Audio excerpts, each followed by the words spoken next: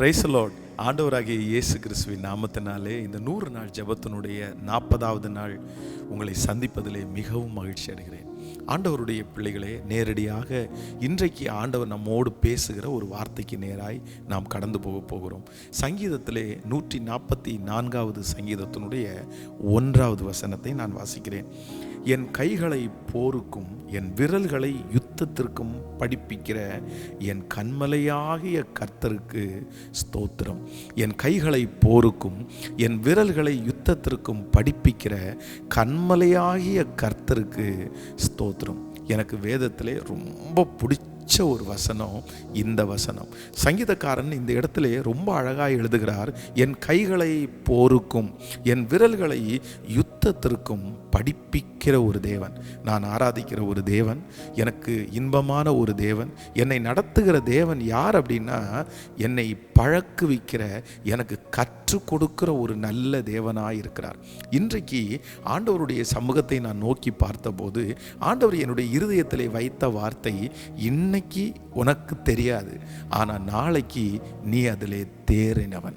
இன்றைக்கு இந்த சத்தத்தை கேட்டுக்கொண்டிருக்கிற ஆண்டவருடைய பிள்ளைகளே, இன்றைக்கு ஒருவேளை நீங்கள் கடந்து போகிற பாதை, உங்கள் கையிலே கொடுக்கப்பட்டிருக்கிற பொறுப்புகள், ஒருவேளை எனக்கு ஒன்றுமே தெரியலையே, எனக்கு ஒன்றுமே தெரியாது, இந்த பிஸ்னஸ் பண்ண எனக்கு தெரியாது, இந்த குடும்பத்தை நடத்த எனக்கு தெரியாது, பாட்டு பாட தெரியாது, பிரசங்கம் பண்ண தெரியாது, இந்த வார்த்தை உங்களுடைய வாயில் அடிக்கடி வந்து கொண்டே இருக்கலாம். எனக்கு தெரியாது, எனக்கு தெரியாது, எனக்கு பழக்கம் இல்லை, எனக்கு அனுபவம் இல்லை, என்னை நம்பியெல்லாம் அதை தந்துடாதீங்க, நான் எப்படி இதை செஞ்சிருவேன், என்னால் முடியாது, இப்படிப்பட்ட வார்த்தைகள் உங்களுடைய இருதயத்தில் வந்துட்டே இருக்கலாம்.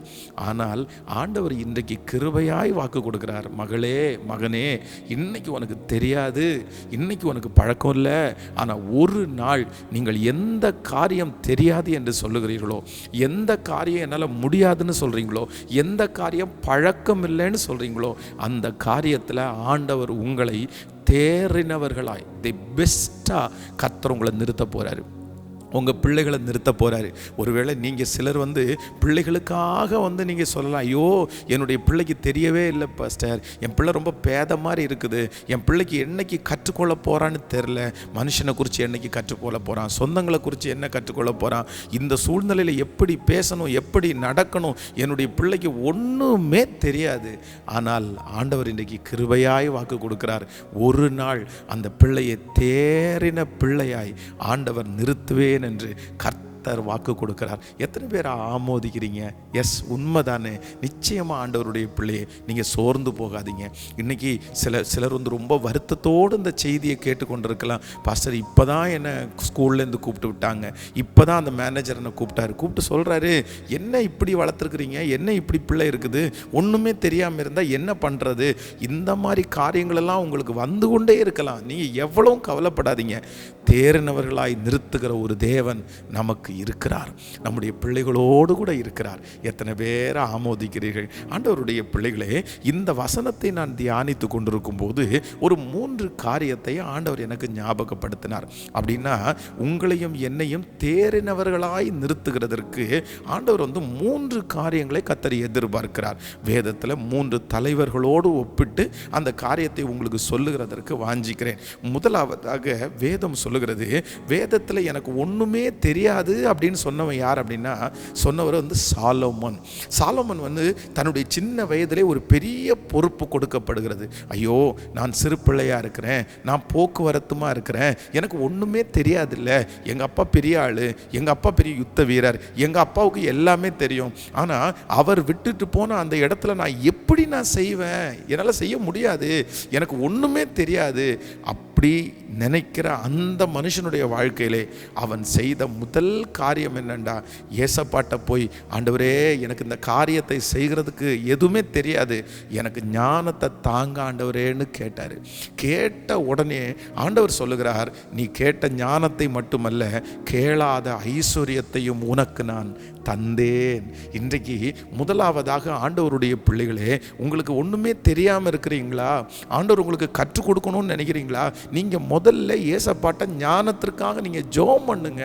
ஆண்டவருக்கு ரொம்ப பிடிச்சது ஞானம்ன்ற ஒன்றை கேட்டால் ஏசப்பாவுக்கு ரொம்ப பிடிக்கும். ஆண்டவரே, இந்த குடும்பத்தை நடத்துறதுக்கு எனக்கு ஞானத்தை தாங்க, இந்த வேலையை செய்கிறதுக்கு எனக்கு ஞானத்தை தாங்க, இந்த வாகனத்தை ஓட்டுறதுக்கு எனக்கு ஞானத்தை தாங்க.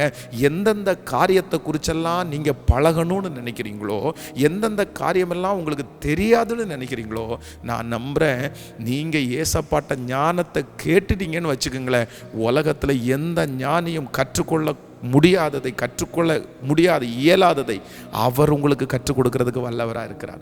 ஸோ நம்பர் 1, உங்களுக்கு அந்த பழக்கத்தை கத்தர் தரணும்னா, ஆண்டவர் இன்னைக்கு தெரியாது நாளைக்கு உங்களை தேறினவர்களாய் நிறுத்தணும்னா, ஃபஸ்ட்டு கத்தரிடத்துல ஞானத்தை கேட்கணும், ஆண்டவரிடத்தில் ஞானத்தை கேட்கணும். ஒவ்வொருத்தரும் இந்த செய்தியை நான் பேசி கொண்டிருக்கும் போதே ஞானத்தை கேளுங்க, உங்கள் பிள்ளைகளுக்கான ஞானத்தை கேளுங்க. நிச்சயம் ஆண்டவர் அற்புதம் செய்கிறதற்கு வல்லவராக இருக்கிறார். இரண்டாவதாக வேதத்தில் இன்னொரு தலைவரை குறித்து நான் வாசித்தேன், தாவீதை குறித்து வாசிக்கும் போது வேதம் சொல்லுகிறது, அவன் கோலியாத்திற்கு முன்பாக போய் நிற்கிறான். அப்போது கோலியாத்துக்கு முன்பாக போய் நிற்கும்போது அங்கே இருக்கிற எல்லாருமே கேட்குறாங்க, நீ எப்படிப்பா அதை செய்வ, நீ எப்படிப்பா செய்வ, கோலியாத்து அவ்வளோ பெரிய ஆளு, நீ எப்படி, அவனோ சின்ன வயதிலிருந்து யுத்த வீரனா இருக்கிறான், உனக்கு ஒண்ணுமே தெரியாதே, நீ எப்படி இந்த காரியத்தை செய்ய போறேன்னு சொல்லும்போது தாவீது சொல்கிறார், ஏற்கனவே எனக்கு சிங்கத்தையும் கரடியையும் கொன்னு அந்த ஜெயத்தை எடுத்த பழக்கம் எனக்கு இருக்கிறது, ஏற்கனவே வெற்றி அடைந்த பழக்கம் எனக்கு இருக்கிறது. அப்போ நம்பர் 2, இரண்டாவதாக ஆண்டவருடைய பிள்ளைகளே தெரியாதுன்னு சொல்லிட்டு இருக்கிறதுனால எந்த பிரயோஜனமும் இல்லை. நீங்க என்ன பண்ணணும்னா பழகணும். நிறைய பேர் அந்த காரியத்தை குறித்து தெரியாதுன்னா அப்படியே அமைதியாக உட்காந்துருப்பான். கேட்டால் எனக்கு அது தெரியாது. அப்போது தெரியாதுன்னு நீங்கள் எத்தனை நாள் சொல்லுவீங்க? நீங்கள் பழகுங்க, நீங்கள் அதை பழகி முயற்சி எடுங்க, நீங்கள் அதை ஆரம்பிங்க. நீங்கள் பழக ஆரம்பித்தாதான் அந்த காரியம் உங்களுக்கு உண்டாகும். அதைத்தான் வேதம் சொல்லுகிறது, குதிரை யுத்த நாளுக்காக ஆயத்தமாக்கப்படும், ஜெயமோ கர்த்தரால் வரும். வெறும் ஜெயமோ கர்த்தரால் வரும்னு சொல்லலை, குதிரை ஆயத்தப்பட வேண்டான்னு சொல்லலை, நான் குதிரை பாட்டுக்கு படுத்து தூங்கட்டும், நான் ஜெயத்தை கொடுப்பேன்னு ஆண்டவர் சொல்லலை. கர்த்தர் என்ன சொல்லியிருக்கிறார் அப்படின்னு சொன்னால், நீங்கள் பழகுங்க, நீங்கள் கற்றுக்கொள்றதுக்காக பழகுங்க, நீங்கள் கொஞ்சம் முயற்சி எடுங்க, நீங்கள் கொஞ்சம் டைம் ஸ்பெண்ட் பண்ணுங்க. அப்பொழுது கர்த்தர் உங்களை தேறினவர்களாய் நிறுத்த ஆண்டவர் வல்லவராய் இருக்கிறார். எத்தனை பேர் ஆமோதிக்கிறீர்கள்? நம்பர் 3, மூன்றாவதாக ஆண்டவர் உங்களை தேறினவர்களாய் நிறுத்த வேண்டும் என்றால் வேதத்தில் யோசேப்பு என்கிற ஒரு தலைவரை குறித்து நான் வாசித்தேன். அப்போ வாசிக்கும் போது முதலில் யோசேப்பை கொண்டு போய் பார்வோன் சமூகத்தில் நிற்க வைக்கும்போது அவருக்கு ஒன்றுமே தெரியாது, அவருக்கு எந்த பழக்கமும் இல்லை. அந்த பார்வோன் சொல்லுகிற வேலையெல்லாம் பார்த்தீங்க அப்படின்னா ஒரு மிகப்பெரிய ஒரு வேலை, ஒரு பெரிய நாட்டுகளில் இருக்கிற ஜனங்களுக்கு சாப்பாடு கொடுக்கணும், அதுவும் 7 வருஷம் பத்திரப்படுத்தி வச்சிருந்து அடுத்த 7 வருஷம் அவங்கள போஷிக்கணும். இது எவ்வளோ பெரிய பொறுப்பு! எப்படி இந்த பொறுப்பை அவன் செய்ய போகிறான்? இதற்கு அனுபவம் இல்லை, இதுக்கு முன்னணி எதுவும் இல்லை, அவர் நடந்து வந்த பாதை ரொம்ப கொடுமையானது. ஆனால் வேதம் சொல்லுகிறது, யோசேப்பு தனக்குள்ளே இருந்த அந்த அபிஷேகத்தை, அந்த டேலண்டை அவன் என்ன பண்ணான்னா வளர்த்துகிறவனாய் இருந்தான். அப்போ ஆண்டவருடைய பிள்ளைகளே, இன்றைக்கு ஆண்டவர் உங்களை தேறினவர்களாய் நிறுத்த போறாரு. நீங்க என்ன பண்ணுங்கன்னா அந்த ஸ்கில்லை நீங்க தான் வளர்த்தணும், அந்த காரியத்தை நீங்க தான் வளர்த்தணும், அந்த வேலையை நீங்க தான் வளர்த்தணும். அந்த உங்களுக்குள்ளே நீங்க வளர்த்துங்க, கொஞ்சம் கொஞ்சமாய். ஏசப்பா எனக்கு ஒரு கிருபையை தாங்க, நீங்க எனக்கு கொடுத்துருக்கிற இந்த பொறுப்பில் என்ன செய்யணுன்ற அந்த நாலேஜை நான் வளர்த்துக்கணும்னு முயற்சி எடுங்க. இதை குறித்து உங்களுக்கு நிறைய சொல்ல வேண்டியதில்லை. உலகத்தில் பெரிய பெரிய வெற்றி அடைந்த மனிதர்களை நீங்கள் வாசித்து பார்ப்பீர்களே, ஆனால் அவர்கள் எல்லாருமே என்ன பண்ணுங்கன்னா ஒன்றுமே அவங்களுக்கு ஸ்கில்லே இல்லாமல் தான் ஸ்டார்ட் பண்ணாங்க. ஆனால் அவங்க என்ன பண்ணாங்கன்னா வளர்த்துனாங்க, அந்த நாலேஜை வளர்த்துனாங்க, அந்த காரியத்தை செய்ய வளர்த்துனாங்க. அந்த வளர்த்துகிற வளர்ச்சி அவர்களை உன்னதமான எட்டாத உயரத்தில் அவங்கள கொண்டு போய் விட்டுருச்சு. இன்றைக்கு இந்த சத்தத்தை கேட்கிற ஆண்டவருடைய பிள்ளைகளை இன்னைக்கு தெரியாது, ஆனால் நாளைக்கு நீங்கள் அதில் தேறினவர்கள். எத்தனை பேர் ஆமேன்னு சொல்லுகிறோம்? இன்னைக்கு தெரியாது, இன்னைக்கு அதில் பழக்கம் இல்லை, இன்னைக்கு அனுபவமே இல்லை. ஆனால் நாளைக்கு ஆண்டவர் வாக்கு கொடுக்குறாரு, இல்லை அதில் உங்களை தேறினவர்களாய் நிறுத்துவார். இன்னும் சில காலம்தான், சில வருஷம்தான். நீங்கள் இந்த சத்தத்தை கேட்குற நிறைய பேர் திரும்பி பார்க்கும்போது ஒன்றும் தெரியாதுன்னு சொன்னவங்க, உங்களை கிண்டல் பண்ணவங்க, நீ இதில் நிலைக்க மாட்டேன்னு சொன்னவங்க, நீ எப்படி இந்த காரியத்தை செய்ய போகிற, இதெல்லாம் உனக்கு ஒத்து வராது, இதெல்லாம் தெரியாமல் உனக்கு இந்த போஸ்டிங் கொடுத்துட்டாங்க, அந்த மாதிரி யாரெல்லாம் உங்களை பார்த்து சொன்னாங்களோ அத்தனை பேருக்கு முன்னாடியும் ஏசப்பா உங்கள் தலையை உயர்த்தி அதே காரியத்தில் உங்களை தேறினவர்களாய் நிறுத்துகிறதற்கு கர்த்தர் வல்லவராக இருக்கிறார். எத்தனை பேரை ஆமோதிக்கிறீர்கள்? இந்த செய்தியை கொடுக்கும்போது எனக்கு ஒரு ஞாபகம் வருது. அப்படின்னா அந்த சின்ன வயதில் ஒரு 10th படிச்சுட்டு இருக்கும்போது என் கூட சேர்ந்த நிறைய பேர் இந்த 2 வீலர் பைக் ஓட்டுவாங்க.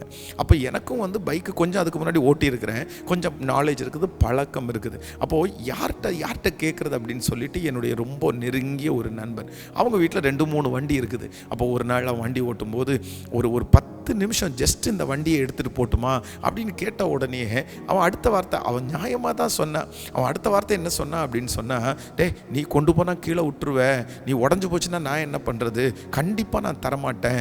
ஆனால் எத்தனையோ பேருக்கு அவன் கொடுக்குறான், ஆனால் எனக்கு மட்டும் அவன் தரவே இல்லை. அப்போ ரொம்ப கஷ்டமாக இருந்துச்சு. அவன் சொன்ன ஒரு வார்த்தை, நீ எல்லாம் படிச்சுக்க மாட்ட, நீ எல்லாம் வண்டி ஓட்டுறதுக்கு இல்லை சரியான ஆள் கிடையாது, நீ எல்லாம் கண்டிப்பாக நீ உன்னை பற்றி எனக்கு தெரியாதா, உன் நாலேஜ் பற்றி எனக்கு தெரியாதா, வண்டி ஓட்டுற அளவுக்கெல்லாம் உனக்கு தகுதி பத்தாது அப்படின்னு அன்றைக்கு அவன் சொன்னான். ஆனால் இன்றைக்கு நினச்சி பார்க்கும்போது ஆண்டவர் எவ்வளவு நல்லவர். இது சும்மா ஜஸ்ட் ஒரு விஷயந்தான். அதனால ஆண்டவருடைய பிள்ளைகளே, மனசு சோர்ந்து போகாதீங்க. இன்னைக்கு உங்களுக்கு தெரியாமல் இருக்கும், நாளைக்கு கர்த்தர் தேர்னவர்களாய் நிறுத்துவார். ஆமேன்னு சொல்லுங்களேன். உங்களுக்காக நான் ஜெபிக்கிறேன். தகப்பனே, இன்றைக்கு நீர் கொடுத்த வார்த்தைக்காக உமக்கு கோடி நன்றியப்பா. எங்கள் கைகளை போருக்கும் எங்கள் விரல்களை யுத்தத்திற்கும் பழக்குவிக்கிற கர்த்தர், இந்த சத்தத்தை கேட்கிற எந்த ஒரு தேவனுடைய பிள்ளை, ஏசப்பா எனக்கு ஒன்றுமே தெரியல ஏசப்பா, இந்த குடும்பத்தை எப்படி ஏசப்பா நடத்துவேன், இந்த பிள்ளைகளை எப்படி ஏசப்பா நடத்துவேன், இந்த கணவன் இந்த மனைவி எப்படி ஏசப்பா தாண்டி போவேன் அப்படின்னு நினைக்கிற ஒவ்வொருத்தருக்கும் உங்கள் விசேஷித்த ஞானத்தை கொடுத்து ஒரு நாள் எங்கள் பிள்ளைகளை தேறின பிள்ளைகளாய் நிறுத்துகிறதற்காக உமக்கு நன்றி ஏசப்பா. உங்களை தவிர வேற யாராலும் இந்த அற்புதத்தை செய்ய முடியாது. அந்த அற்புதத்தை நீர் செய்வீராக ஆண்டவரே. இந்த நாள் உடைய பிள்ளைகளுக்கு ரொம்ப ஆசீர்வாதமான ஒரு நாளாய் அமையட்டும். பிறந்த நாளை காண்கிற, திருமண நாளை காண்கிற உடைய பிள்ளைகளை மனதார நான் ஆசீர்வதித்து நான் ஜெபிக்கிறேன் அப்பா. இந்த ஊழியத்தை தாங்குற கொடுக்கிற ஒவ்வொருவரையும் கர்த்தர் நீர் ஆசீர்வதிப்பீராக. இன்னைக்கு நடக்கிற ஃபாஸ்டிங் பிரேயரை கர்த்தர் ஆசீர்வதிப்பீராக. உங்க கிருபை கூட இருக்கட்டும். இயேசுவின் மூலம் ஜெபம் ஏறெடுக்கிறோம் நல்ல பிதாவே. Amen amen. God bless you. ஆண்டவர் உங்களை ஆசீர்வதிப்பார். இன்னைக்கு 10 மணிக்கு நமக்கு ஃபாஸ்டிங் பிரேயர். இன்னைக்குள்ள ஃபாஸ்டிங் பிரேயரை பாஸ்டரமா நடத்துவாங்க. நான் வெளியே ஒரு ஊழியத்திற்காய் கடந்து போகிறேன். எனக்காக ஜெபித்துக் கொள்ளுங்கள். அதே போல் மாலையிலே நடக்கிற அந்த 100 நாள் ஜெபத்தினுடைய ரீடெலிகாஸ்டை எல்லாரும் பார்த்து ஆசீர்வதிக்கப்படுவோம். God bless you. நாளைக்கு மீண்டும் சந்திக்கிறேன். Praise lord, praise Lord.